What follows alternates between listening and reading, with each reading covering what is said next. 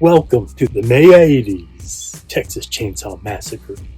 Might be my favorite Golden and Globus Canon films. Also might be the second best part 2 of all time. Every once in a while, a director or a producer is such an artist that they want to make a left turn. 2 best examples ever: Slumber Party Massacre 1 and 2 and Texas Chainsaw Massacre 1 and 2. Both amazing, both completely different. Literally one of my favorite 80s movies. And Tobe Hooper wrote this with Kit Carson, directed it, he even did the music with another fella. He had a 3-picture deal with Canon Films. This was the 3rd. This is a classic Vinegar Syndrome. I just have this old rickety DVD. Imagine being 1986 and seeing Caroline Williams. Everyone was a monkey spank.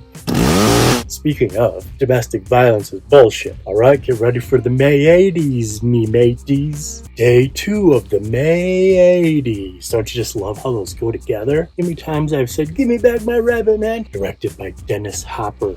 1988, Colors. A pivotal movie in my personal come-up, and this is legit older than my kids. Dennis Hopper, Easy Rider, the last movie. Then he took 9 years off, made Out of the Blue. Then he took 8 years off and made Colors. This is free on Tubi. So is Texas Chainsaw Massacre 2. I forgot to say that yesterday. Double Dennis, the first soundtrack I ever owned. One of the best theme songs ever. Such an amazing cast. The photography and editing is so... If you watch this on Tubi, make sure to click on to watch the end credits. As an editor, I'm telling you. Now watch in the safety of your own home. You watch it as a kid, it probably made you want to go do petty crimes. But as you're watching it as an adult, you can tell, holy shit, this is made so well. 2-1 Holmes. Day 3. How weird is this? Macabre or macabro or macabre. I say macabro because that's the way Lamberto Bava says it. But here's the weird part. Vinegar Syndrome sale started today, and this is the second feature. Joe Dante gets the #1 spot. This came out today. It was already sitting to be day 3. I think I'm gonna have to buy it. You see, it's with A Blade in the Dark, and I have that special edition. I'll have to pull a scam. I did just get a new credit card. Anyways, 1980, Lamberto Bava's first movie. Broken record here, but I like Lamberto Bava more than Mario Bava. He's my favorite of all, even more than Lucio Fulci. Lamberto is my favorite. You can watch this for free like 6 different places. And check out Vinegar Syndrome's new sale. I think I'm gonna have to get it so I can take a picture, drive in double feature Anchor Bay with Vinegar Syndrome on both sides. Imagine this one. I love electronic music, sci-fi, drugs, orgasms. Those are a few of my favorite things. It's Liquid Sky. Yesterday we had almost Vinegar Syndrome. Today we have Vinegar Syndrome. 1982, wonderful. This was one of those must-sees if you were lucky enough to live in a town with a cult classic rental section. And I think I had 2 big ones of those in my life. Across the Tracks in Denver and Video Culture in Tennessee. I think I saw this one in Denver. And I love Paula Shepherd so much. This is going back like 20 years or so, but the first Project Greenlight. I wrote a script for Paula Shepherd. Come on, she's only been in 2 movies ever. Alice, Sweet Alice, and Liquid Sky. She should come through. Her 3rd has to be Barefoot. Anyways, I love this movie. It's not on any of the big places, but you can watch it for free on YouTube. You can watch it for, Google. Watch Liquid Sky 1982. You'll find it. It is a phenomenal, rocking good time. Day 5 is from 1985. Freddy's Revenge. I love this movie. I will not accept any bullshit. This movie just got dunked on for years, and then it kind of got repurposed. I've seen it numerous times. I think it's probably my 3rd favorite. Everyone says 3 is the best. 4 is the best. The first hour is amazing. It just totally falls apart at the end. It is so clever. Jack Shelder made it. Right in between Alone in the Dark and The Hidden. That opening bus nightmare, him waking up and her sister getting the Fu Manchu fingers. You've got the body and I've got the brains. The effects are so good in this. There's a documentary on it, Scream Queen. I've seen it 2 or 3 times. Pretty awesome. That was part of the repurposing, but then people get stuck on that. Every pile-on in this movie, respectfully, takes away from this movie. And my favorite part, gets made fun of all the time, exploding bird is so awesome. I wish I could make this float across the screen and then explode. Day 6 of the May 80s. The highly stylized and super cool 1981's Dead and Buried. Used to be kind of overlooked until Bill Lustig came into the house. Blue Underground. We'll get to that in a second. Gary Sherman directed. Stan Winston did the special effects. Same year as Friday 2. Dan O'Bannon wrote the script. Actually, Dan O'Bannon and the success of Alien is what got this made. It's a powerhouse. The first death and the hospital death, I'm not going to tell you. There's a good chance you haven't seen this. If you know, you know. If you don't know, you should know. And I don't want to spoil it. This thing is a beast. This is a DVD. This is the first minus Criterion collection. This is the first time I ever heard the word boutique label. Lobby cards. Slipcover before I even knew what a slipcover was. You can watch it for free on Tubi or Pluto. It's super good. Now go watch Playing with Fire. Day 7, Zapped. It just fell off. 1982, Rob Rosenthal. He directed Pom Pom Girls, one of the best films of 1976. Also directed Malibu Beach. Priming him late 70s for the early 80s sex comedy. This has the best special effects ever. Bruce Rubin wrote Zapped. He wrote Blood Rage. Starts to get a little raunchy, then it ends very raunchy. Scatman Crothers is in it. You get to see him do this. You need to bring that back. I'll tell you what's this. The end scene. Bale's using his powers to zap girls' bras off. I'm sure so many people will be offended about it today. At the prom, he zaps everyone's clothes off. We gotta remake Zap. This thing is old as hell. Savage Cycle DV, University of Michigan, home course on domestic violence. You can actually watch on YouTube. You can watch Zapped for free on Tubi. This is super fun. Until today, I've never seen a single Critter. Day 8 from 88, it's Critters 2. This is Critters 3. Critters 2. Critters 2. Damn it. I hate these Walmart things.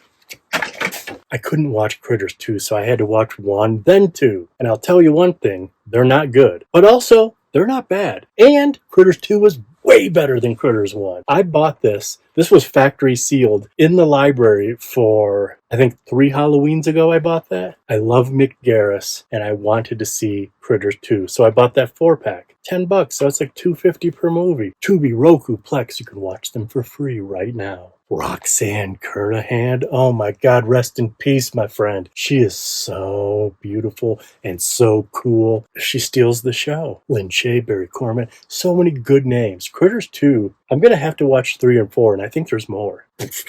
Check it out. More 4. If you're in Sweden, 4 more. More. One of my favorite films of all time. I don't get to say that all the time, or do I? 1984's Bodied Up. Brian De Palma. You know that famous shot? They even recreated it like a decade later. Of Scorsese, Coppola, Lucas, Spielberg, De Palma. We can talk about this later, but undoubtedly, the middle of that picture is the greatest artist at that table. Bitch and complain all you want. Best opening titles, best closing titles. Such a great movie. Voyeurism, my favorite subgenre of all time. In this, they're making sleazy low-budget horror films and pornos. In this movie, the adult film they're making is Holly Does Hollywood, which we did get a Tracy Lords free version of Holly Does Hollywood 4. I've been teasing that for like a year. Melanie Griffith plays Holly Body. We have a bunch of adult film stars in here, bunch of cult film stars. I only have 60 seconds. I can't name them all. Absolute perfection. Also, if you've never seen it, check out the documentary that Noah Baumbach directed called De Palma. Day 10, 52 Pickup. John Frankenheimer's best film. Makes me want to rewatch The Prophecy. Actually, it makes me want to watch this again. You can watch it for free on Tubi right now. There was 2 huge Hollywood movies that were filled with adult film stars in the 80s, and they were Body Double and 52 Pickup. Happy Mother's Day to all of you out there. Make sure and go watch If Mother Only Knew. Brand new episode 332 of Squeaky Clean Adult Films came out today. And just like 52 Pickup, it has Amber Lynn, Honey Wilder, and Tom Byron. All 3 hit a double today. There's about 10 other adult film stars. Elmore Leonard wrote this bad boy. I recently interviewed Amber Lynn, so I watched this, and I was blown away. 2 times in 2 months. This might be one of my favorite 80s movies of ever. But Roy Schreider, this is better than Jaws. The 3 bad guys in this, fucking phenomenal. If you got about 2 hours to kill on a lazy Sunday, go to Tubi right now. Day 11. It never ends. Remember, if you lose hope, if you give up on your dreams, then nothing is coming for your ass. That's not it? Oh, then nothing grows stronger. Same thing. The Never-Ending Story from 1984. I loved this movie, and it holds up. I haven't watched this since my sons were young, and they were so young, they probably don't even remember it. So it's going to have been a good, 20 years. Wolfgang Peterson. Now that dude, he's made a handful of good movies and a bunch of shitty movies, but this is totally na na na na na na na na na. My whole family in Michigan just watched this. My brother with all my nieces, with my mom, whole family. And so I wanted to get in on it. If you don't have an old as hell OG original VHS, you can watch it for free on Tubi. It's day 12 and it's Return to Oz. This movie is badass. Yesterday it might have been 20 years. This might be 30 years. I loved this movie so much as a kid, and I was about her age when this came out. Fairuza Balk has the coolest face ever. I hear people talk about it often, about its darkness. I see it pop up on lists. Dark childhood movies. And it probably does deserve to be on those lists because it's pretty dark. 1985, Walter Murch made this. That dude is a film master. He's only directed one movie, but he is a master sound designer and film editor back from the American Zoetrope days. Kind of a mic drop though. If this is your one outing, this unlocked some stuff in my brain. I turned into an absolute juvenile delinquent the year before I was a teenager, and this would have been 2 years before that. So this was the last vestige of me being a child. Lucky number 13, one of the horniest movies from 1986, Howard the Duck. Howard the Duck.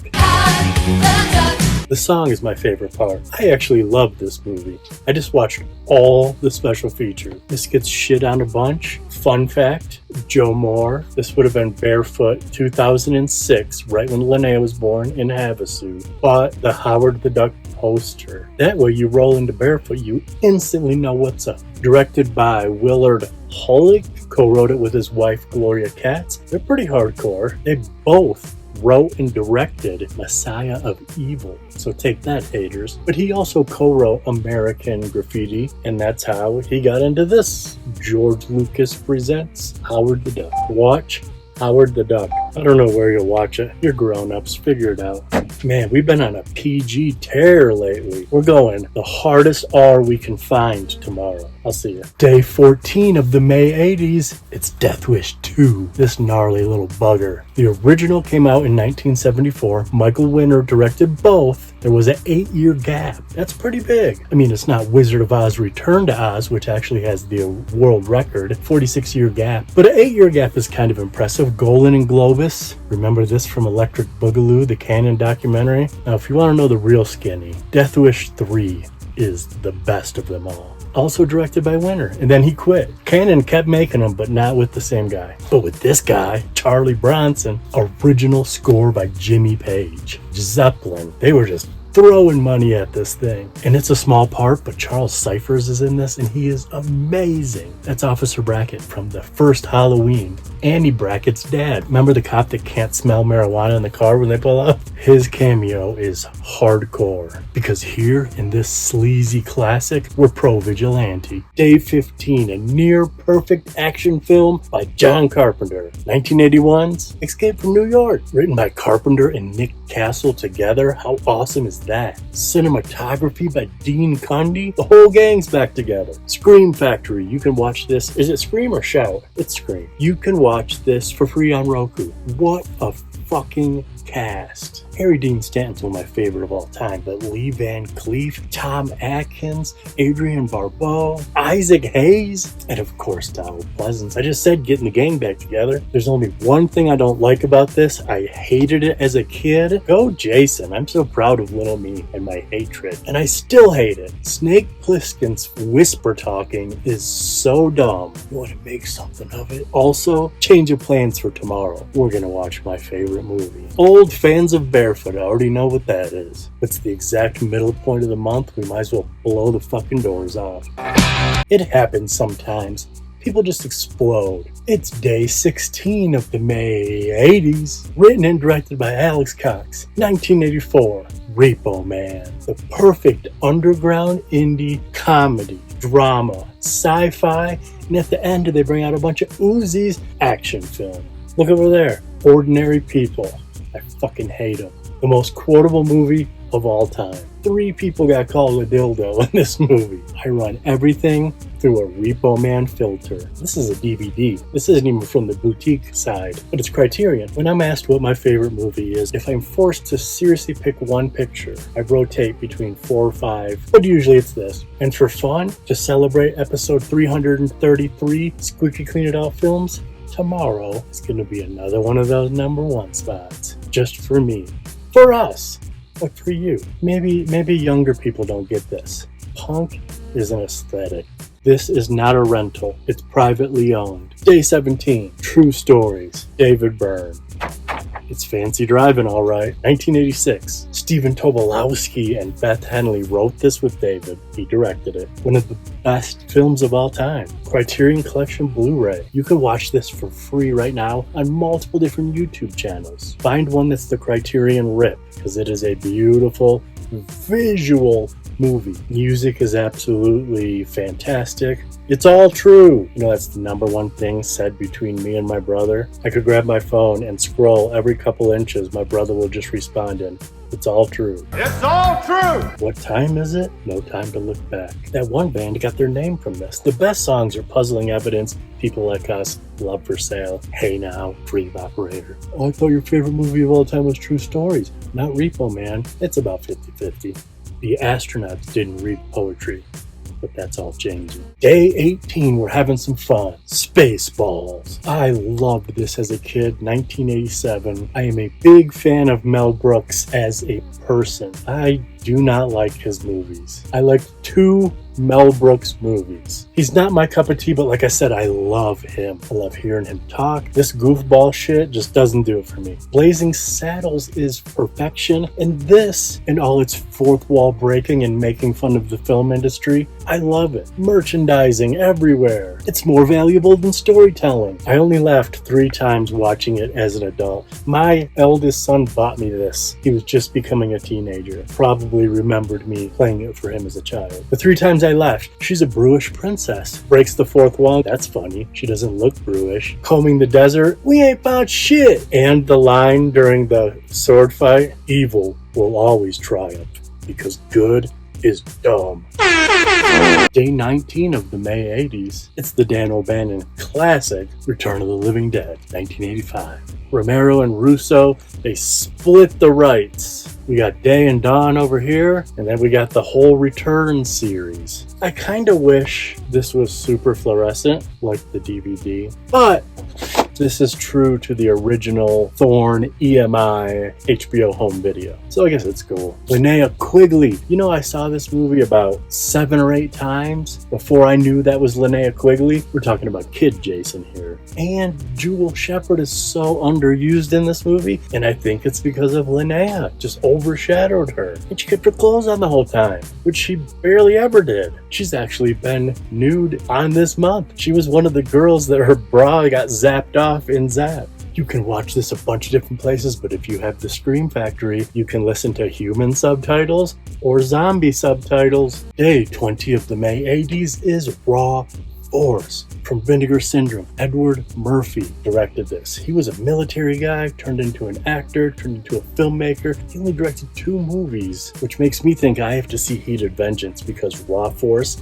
is awesome. You can watch this for free on Tubi or Plex. Vinegar Syndrome is what I would suggest. And I wish I knew who it was. Please speak up if it's you. When I bought my first couple Vinegar Syndromes, I made a post on multiple things. What is the sleaziest Vinegar Syndrome? I went through the list, my picks for the sleaziest, and someone suggested this. They were right. Thank you to someone. Jim Wynorski helped out on this after everything was said and done, cleaned up the rough cut, and made the trailer. If you watch this, look for Maggie Dowling. One of the best performances I've ever seen. She was only in 1 movie ever. She's on the boat. Everything she does is perfect. She's the one that gets tied up hostage when the Nazi biker comes in. She hits him with a gas can.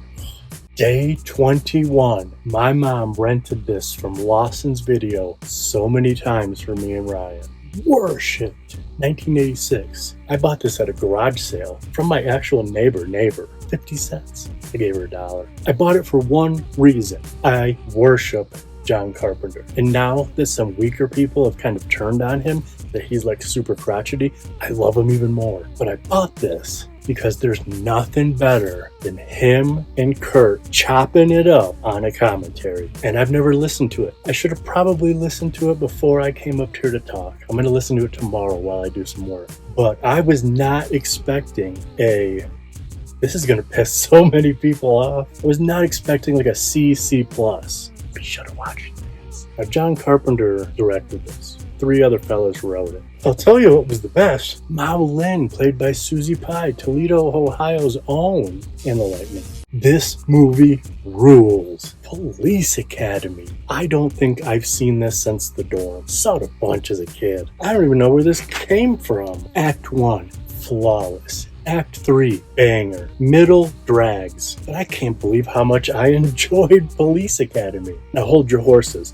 The worst fail or comedic troll of a franchise. Part 1, R. Part 2, PG-13. Part 3, PG. Part 4, shouldn't it have been rated G, Citizens on Patrol? But they didn't. They stayed at PG for all the rest of them. I don't think I've seen anything past 4. Not as sleazy as I thought it was going to be. And this is the first time I've seen this knowing who Georgina Spelvin is. Watch Police Academy. It's not playing anywhere, but Josh is drunk on his 31st birthday. The boy's 31. Let's celebrate it. You want to see Trunk, motherfucker? The Boglum, I love him. See Trunk? The television screen has become the retina of the mind's eye. That's why I refuse to appear on the internet unless it's on the internet. Day 23, one of the best of the best. Written and directed by David Cronenberg, 1983's Videodrome. Doesn't get much better than this. It may be a little on the nose. First 4K I ever bought in my life. I had to wait for it to arrive in the mail. I ordered 2 Cronenbergs, 3 Lynches, criteria in order. Technically, the first one in the shopping cart. When your son buys you a 4K TV and a 4K player, you gotta bring the pain. I mean, for free, you can watch it on Daily Motion. If you're a Videodrome type, I don't know, pipe it into your own head, or you could probably figure it out somehow. Long live the new flesh. Long live the new flesh. Numerous times I've went to get spectacular ocular tattoo, but all my tattoos are in pairs, and I don't know what to get to mirror it on the other side. Do you have any suggestions? Sound off in the comments. The internet. We are going to have an orgasm that you can't even comprehend. Day 24 of the May 80s. This film lights my mind on fire. 1987. Heaven. It's free on Tubi. I bet you I could make this whole short a compilation. There is an insane documentary. Everybody's not going to heaven. I don't even have to say anything, even though I just did. It is surrealism. It is trippy. It is dark. There's women on fire. There's written and directed by Diane Keaton. You know, the director of Heaven, one of my favorite movies. The internet just told me it's 80 minutes long. My tape says 88 minutes. If anyone out there wants to match the collage and compilation style of this, I came up with a cool idea for a part 2 now that Diane Keaton is in heaven, probably. And it's the ultimate coming attraction. Day 25 of the May 80s. It's the most powerful documentary of all time. 1988. The Thin Blue Line. It's also the best looking documentary and the best sounding documentary. And did you hear me say it was the most powerful? Written and directed by Errol Morris. Music by Philip Glass. This fucking thing got a man off of death row. In the documentary, he's still locked up. It wasn't until this played. It was actually the 35mm camera broke down in the final interview is only audio. He got the one guy to admit that he blamed the other one. Randall Dale Adams, he's dead now. But when everything was said and done, and this was screened, solved a murder, got a guy off death row. Everyone in this movie, beat cops, detectives, judges, lawyers, witnesses, to be so dumb, but to have the confidence to back it up, That's a dangerous combo. Day 26, just like yesterday. It's from 1988. It is the amazing, wonderful Vampire's Kiss. This is my favorite movie about a lady who can't find a file. She's a file clerk. She's got to find this important file. It might not even be important, but she needs to damn well find it. It's her job, and she can't find it. Her boss really wants her to find that file. And then there's the trials and tribulations of finding said file. In the kooky world of 1988, there's a lot of American Psycho in here. Business, rich, white people. Nicolas Cage acting his ass off. 1988. 1989 Oscars. Dustin Hoffman won for Rain Man. Fuck you, Dustin Hoffman. Nicolas Cage should have won for Vampire's Kiss. Joseph Minion wrote this. He wrote a couple years before After Hours. Marty Scorsese picture. You can watch this for free on the Tubi. Day 27 is from 1987. It's the third installment of It's Alive, Island of the Alive. You can watch it right now for free on Tubi. Way better than this. You could watch it crisp as a mug. Scream Factory, Scream or Shout, remastered and repackaged 1, 2, and 3. And so it's like a 2K or 4K scan on the old tubes. Not this. Written and directed by Larry Cohen with Michael Moriarty as the star. That's a treat. Those two always were good together. The Stuff, Cue the Winged Serpent, other ones. This Video City in Flagstaff. I'm gonna have to Google that location. Way before my time. Hastings and Bookman's is all we have, and now all we have is Bookman's. Not as good as the first one, better than the second one. And that's that for day 27 of the May 80s. You know we like flipping numbers here. Day 28 is from 1982. Some people call it Maniac 2. It's the last horror film. I was gonna watch it with Joe Bob and Darcy, but I got sidetracked by that dumb-ass 90s In Search of Darkness. I tried to keep an open mind. I only made it to Misery. Why am I talking about David Weiner when I should be talking about David Winters, director of this perfect movie? So good. You can watch it right now on Shudder with or without Joe Bob. It's also free a couple other places. If you haven't seen it, treat yourself. Joe Spinell is an absolute beautiful madman, and even it's kind of meta for you meta people. Spinell's mom's in it. Wait till you see the final shot of the movie. Wait to see the opening shot of this movie.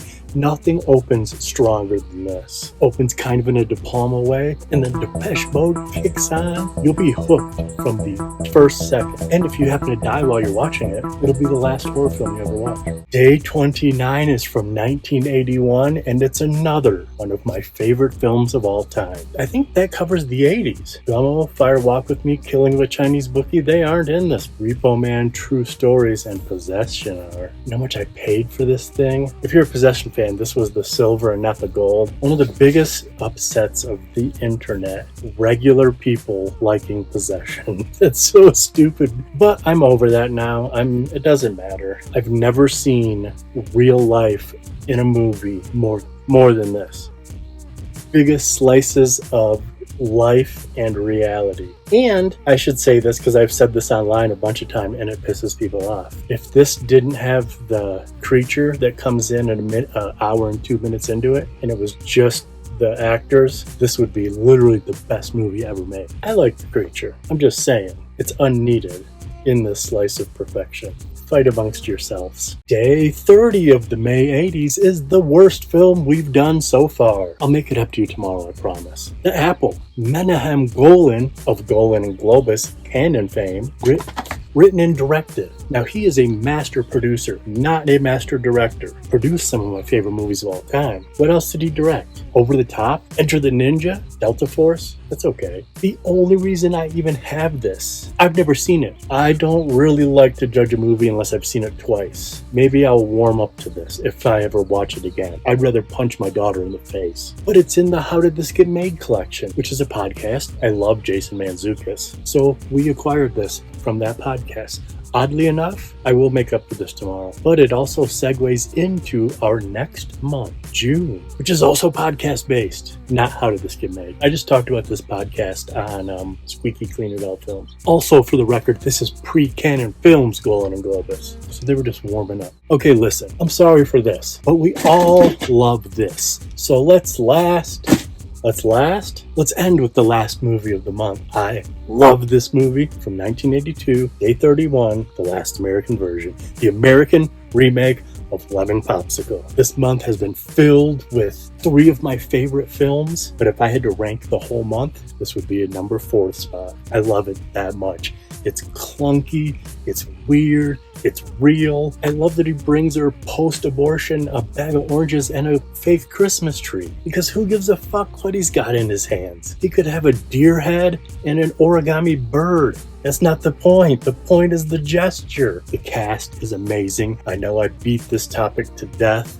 but all fearless actors. If you don't believe me, go direct a movie, deal with those people, and then come back and watch this. Fearless actors. Lawrence, what's his name? I'm sorry. Lawrence, the guy from Friday the 13th Part 4, the lead, Gary, smoking a cigarette, all sad. The dude's 16 years old while he's filming this. Everything is gnarly and raunchy. Everyone's naked. You see every dude's butt. You see a bunch of dudes with boners in their pants. Every girl's naked except for Kimmy, which maybe we're not allowed to see Twin Peaks people naked. But even as a kid, pre-Twin Peaks, I loved this as a kid. I love it as an adult. I thought she was tied for the hottest one. So weird with braces and little pink hair. I can't believe that that's supposed to be the nerd. There are some missteps, and they beat it to death in the canon in Electric Boogaloo, where they talk about U2 is jamming and there's an abortion cut to a pizza slicer. They make it sound way more gnarly than it is. There is an abortion to a U2 song where they're cutting to a pizza slicer, but they're hamming it up for that documentary. One of the best soundtracks ever. It's sad, it's funny, people get VD. I could watch a whole movie about the first 3 girls. And my favorite one, this is the only movie she's ever been in. Boaz Davidson, writer-director of Lemon Popsicle, writer-director of Last American Virgin, big part in the canon documentary. I love him. He directed this right after he made X-Ray, Vinegar Syndrome. I cannot say enough good things about this. I've glazed over so many things. People dunk on this movie. I'm here to tell you the flip side of that dunk. I'm only 5'8" with my work boots on, but I'm here to jump up. What is the opposite of a dunk? I'm here to block the dunk. It took me so long to watch this because I kept rewinding so many scenes. Do you have some breath spray? It's super good, and you won't know it until tomorrow, but this ties in to next month's theme. You know, this daily thing is about fandom and physical media. We are pumping up both those categories for all of June. Now that the May 80s are over, I can let the cat out of the bag. We started with a newly sober Dennis Hopper. He directed Colors. Now, Robert Duvall, of course, he acted in this. Guess what Stanko Molnar's name was? His character's name is Robert Duvall. This just released as a pre-order, Vinegar Syndrome. So, we went with one of the classic Vinegar Syndrome releases. Bob Bradley played Owen in this movie. He was the editor of A Nightmare on Elm Street Part 2, which of course is starring Robert Englund, who had a small part in Dead and Buried. Ed Bakey played a fisherman in this, who was also Father Gallagher in the movie Zapped, which Eddie Deason, he acts in Zapped. He was also in Critters 2. David Erskine was the sheriff. He was also in the movie within the movie, Holly Does Hollywood, the movie they're making, inside of Body Double. Jerry Bruch played a cop in this. He was a stunt performer in 52 Pickup. Jost Valkano was the DP. He was also the DP of A Never-Ending Story. Deep Roy played Teeny Weeny in this. He was also the voice of the Tin Man. Now, Tim Rose played Tick-Tock, also one of the many Howard the Ducks. Richard Klein shot this. He also shot Death Wish 2, which Charles Cyphers played a male nurse, played the head of state in Escape from New York, which Harry Dean Stanton plays a part in this. He's the lead in Repo Man.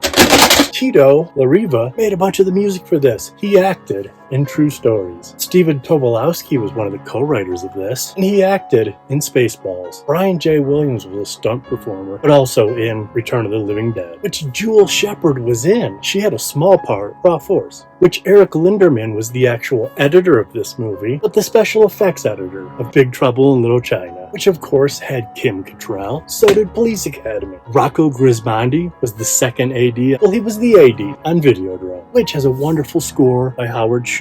Heaven also had a wonderful score by Howard Shore. Now, Paul Barnes cut this. He also cut The Thin Blue Line.